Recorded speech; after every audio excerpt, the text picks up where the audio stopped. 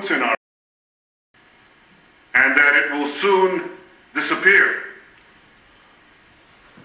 Throughout our history, the Jewish people have overcome all the tyrants who have sought our destruction. It's their ideologies that have been discarded by history. The people of Israel live on. We say in Hebrew, Am Yisrael Chai, and the Jewish state will live forever.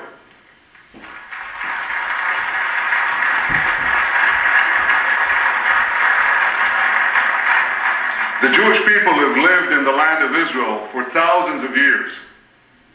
Even after most of our people were exiled from it, Jews continued to live in the land of Israel throughout the ages. And the masses of our people never gave up the dream of returning to our ancient homeland. Defying the laws of history, we did just that. We ingathered the exiles, restored our independence, and rebuilt our national life. The Jewish people have come home. We will never be uprooted again.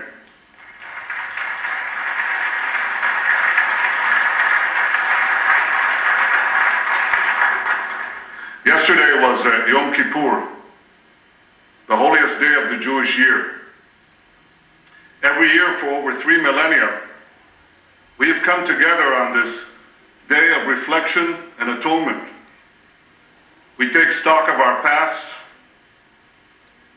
We pray for our future. We remember the sorrows of our persecution. We remember the great travails of our dispersion. We mourn the extermination of a third of our people, 6 million, in the Holocaust. But at the end of Yom Kippur, we celebrate. We celebrate the rebirth of Israel. We celebrate the heroism of our young men and women who've defended our people with the indomitable courage of Joshua, David, and the Maccabees of old. We celebrate the marvel of the flourishing modern Jewish state. See, in Israel, we walk the same paths tread by our patriarchs, Abraham, Isaac, and Jacob. But we blaze new trails in science, technology, medicine, agriculture. In Israel, the past and the future find common ground. Well, unfortunately, that's not the case in many other countries. For today, a great battle is being waged between the modern and the medieval. The forces of modernity seek a bright future in which the rights of all are protected, in which an ever-expanding digital library is available in the palm of every child, in which every life is sacred. The forces of medievalism seek a world in which women and minorities are subjugated, in which knowledge is suppressed, and in which not life, but death is glorified. These forces clash around the globe, but nowhere more starkly than in the Middle East. Israel stands proudly with the forces of modernity. We protect the rights of all our citizens, men and women, Jews and Arabs, Muslims and Christians, all are equal before the law. Israel is also making the world a better place. Our scientists win Nobel Prizes. Our know-how is in every cell phone and computer that you're using. We prevent hunger by irrigating arid lands in Africa and Asia. Recently, I was deeply moved when I visited Technion one of our technological institutes in Haifa, and I saw a man paralyzed from the waist down climb up a flight of stairs fairly easily with the aid of an Israeli invention.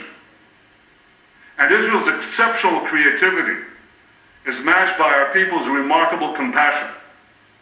When disaster strikes anywhere in the world, in Haiti, Japan, India, Turkey, Indonesia, and elsewhere, Israeli doctors are among the first on the scene performing life-saving surgeries.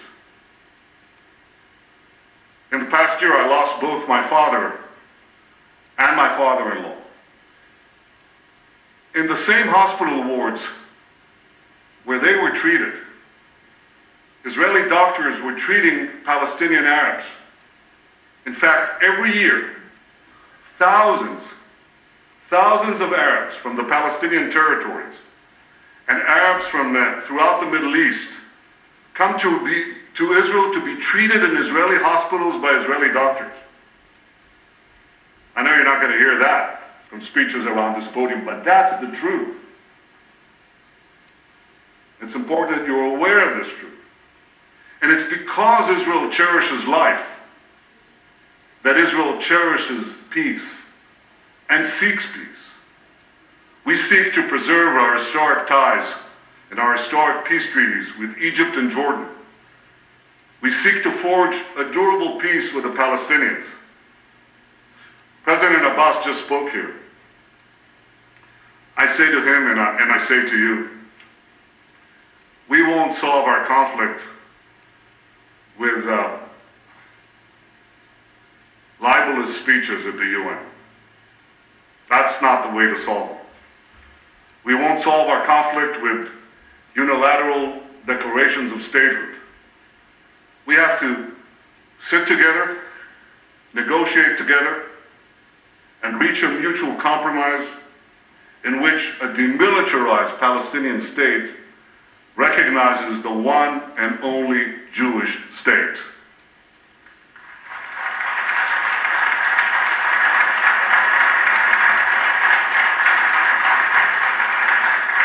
Israel wants to see a Middle East of progress and peace.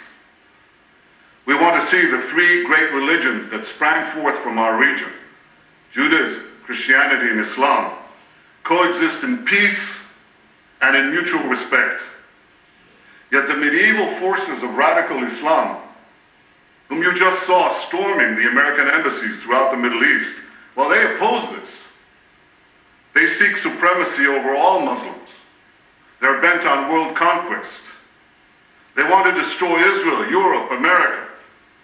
They want to extinguish freedom. They want to end the modern world.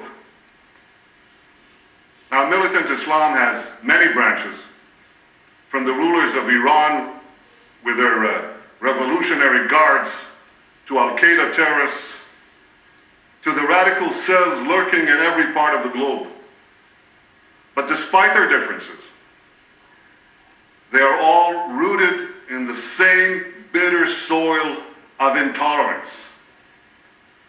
That intolerance is directed first to their fellow Muslims, and then to Christians, Jews, Buddhists, Hindus, secular people, anyone who doesn't submit to their unforgiving creed. They want to drag humanity back to an age of unquestioning dogma, unrelenting conflict. I'm sure of one thing. Ultimately, they will fail. Ultimately, light will penetrate the darkness. We've seen that happen before. Some 500 years ago, the printing press helped pry a cloistered Europe out of a dark age. And eventually, ignorance gave way to enlightenment.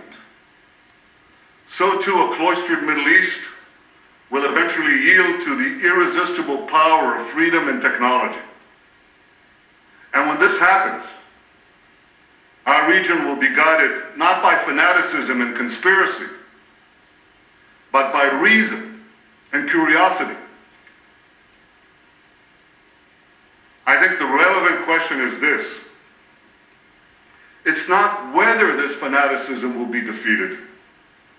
It's how many lives will be lost before it's defeated. And we've seen that happen before too. Some 70 years ago, the world saw another fanatic ideology bent on world conquest. Now it went down in flames, but not before it took millions of people with it. Those who opposed that fanaticism waited too long to act. In the end, they triumphed, but at an horrific cost. My friends, we cannot let that happen again. You see, at stake is not merely the future of my country. At stake is the future of the world. And nothing could imperil our common future more than the arming of Iran with nuclear weapons. To understand what the world would be like with a nuclear-armed Iran, just imagine the world with a nuclear-armed Al-Qaeda. Now, it makes little difference whether these lethal weapons are in the hands of the world's most dangerous terrorist regime or the world's most dangerous terrorist organization. They're both fired by the same hatred. They're both driven by the same lust for violence. Just look at what the Iranian regime has done up till now without nuclear weapons. In 2009, they brutally put down the protests, mass protests for democracy in their own country. Today, their henchmen are participating in the slaughter of tens of thousands of Syrian civilians, including thousands of children, directly participating in this murder. They abetted the killing of American soldiers in Iraq and continue to do so in Afghanistan. And before that, Iranian proxies killed hundreds of American troops in Beirut and in Saudi Arabia. They've turned Lebanon and Gaza into terrorist strongholds, embedding nearly 100,000 missiles and rockets in civilian areas. Thousands of these rockets and missiles have already been fired at Israeli communities by their terrorist proxies. In the last year,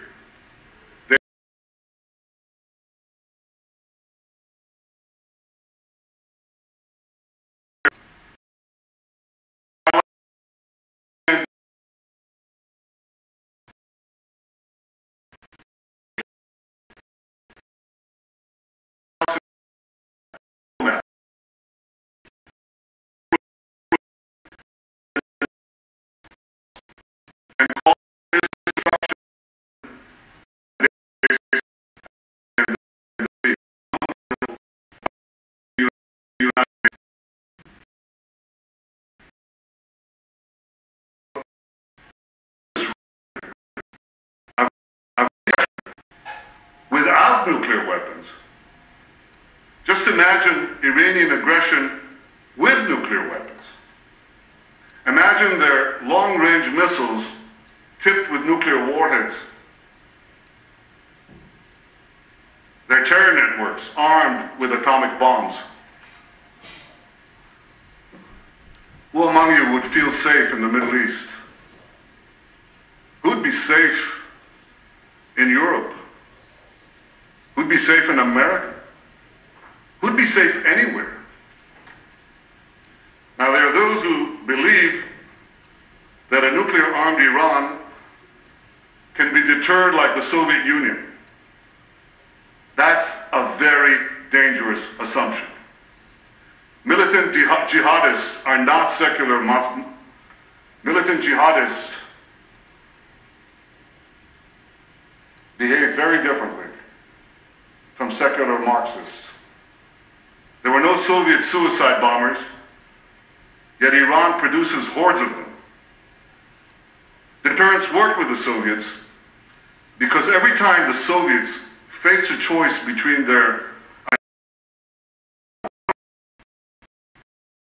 they chose survival.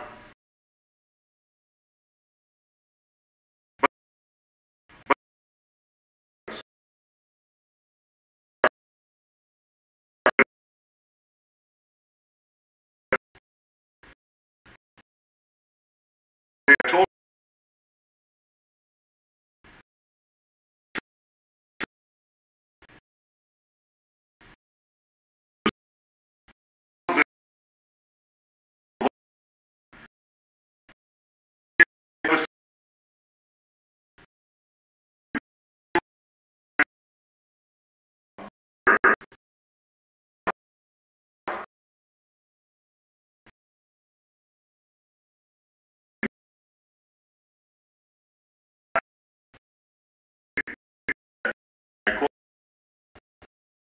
a nuclear bomb inside Israel destroy everything.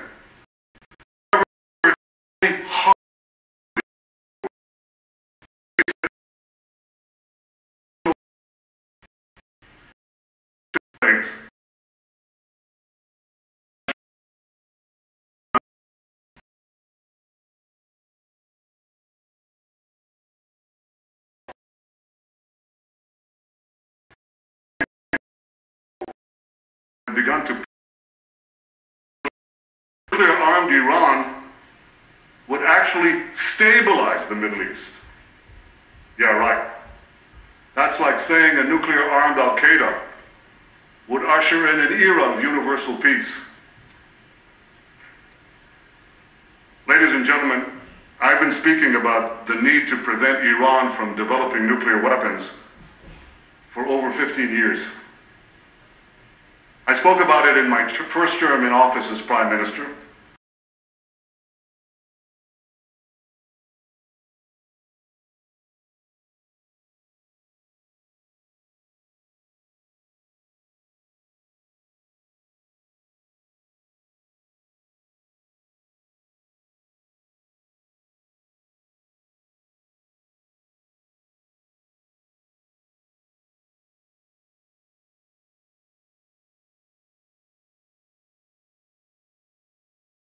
Of my country, it's not only my right to speak, it's my duty to speak.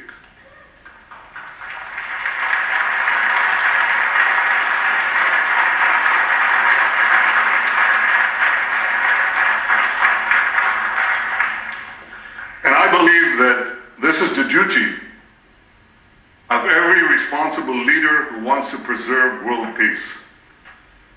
For nearly a decade, the international community has tried to stop the Iranian nuclear program with diplomacy.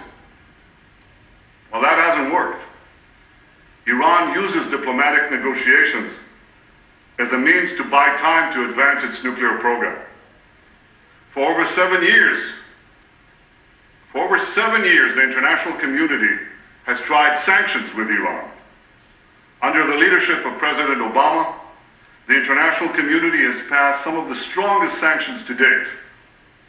I want to thank the governments represented here that have joined in this effort.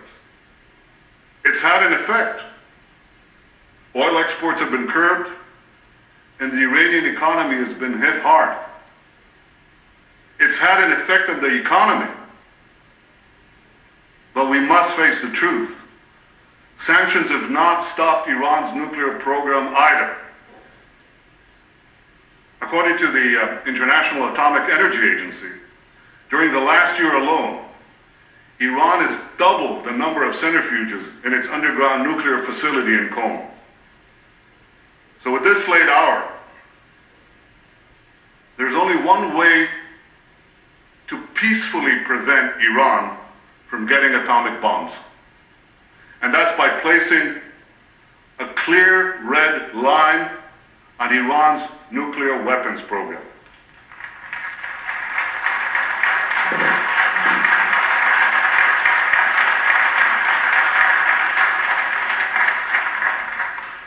Red lines don't lead to war. Red lines prevent war. Just look at NATO's charter. It made clear that an attack on one member country would be considered an attack on all. And NATO's red line helped keep the peace in Europe for nearly half a century. President Kennedy set a red line during the Cuban Missile Crisis. That red line also prevented war and helped preserve the peace for decades. In fact, it's the failure to place red lines that's often invited aggression. If the Western powers had drawn clear red lines during the 1930s, I believe they would have stopped Nazi aggression and World War II might have been avoided. In 1990, if Saddam Hussein had been clearly told that his conquest of Kuwait would cross a red line, the first Gulf War might have been avoided. Clear red lines have also worked with Iran. Earlier this year, Iran threatened to close the Straits of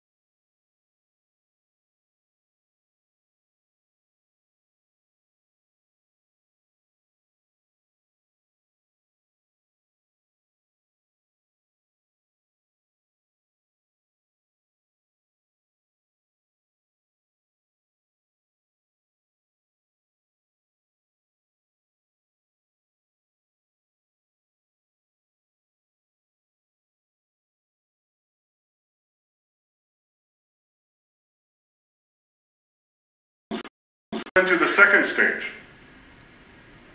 And by next spring, at most, by next summer, rates, they will have finished the medium enrichment and move on to the final stage.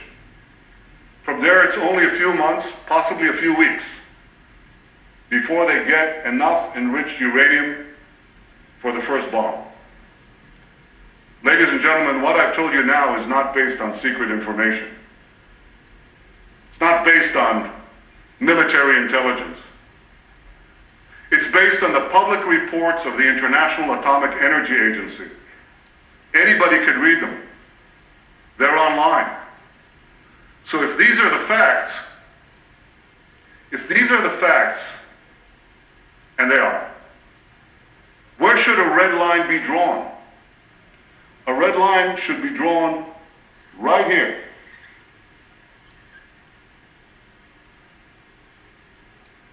Before Iran completes the second stage of nuclear enrichment necessary to make a bomb, before Iran gets to a point where it's a few months away or a few weeks away from amassing enough enriched uranium to make a nuclear weapon.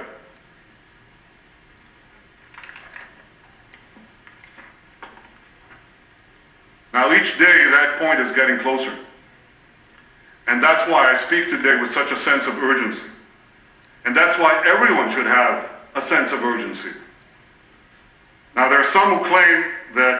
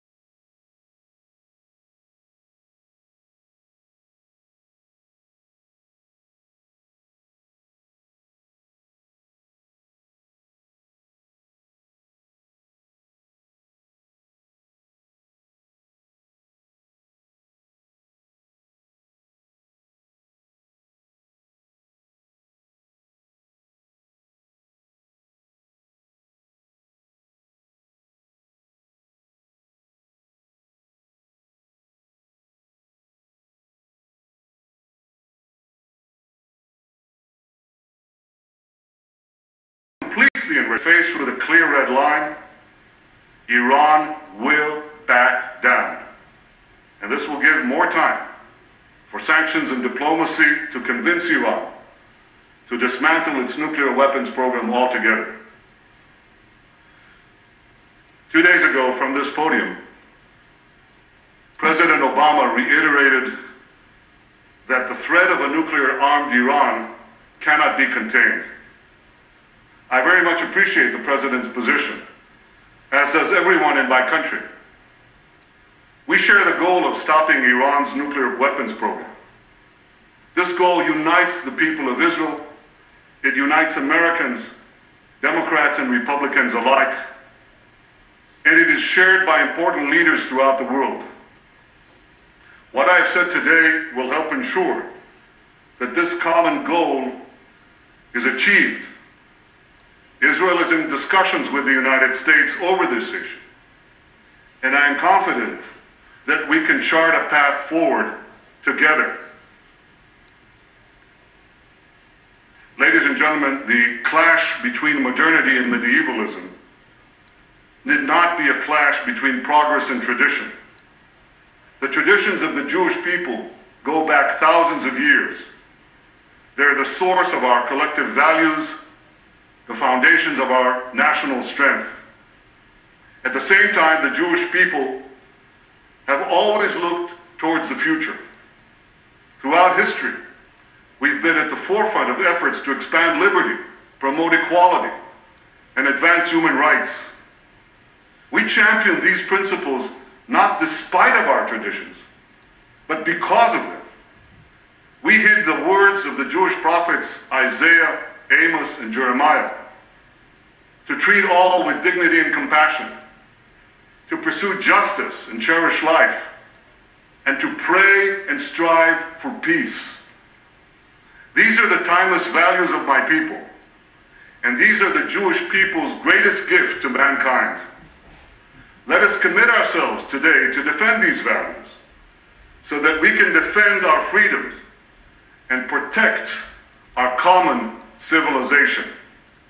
Thank you.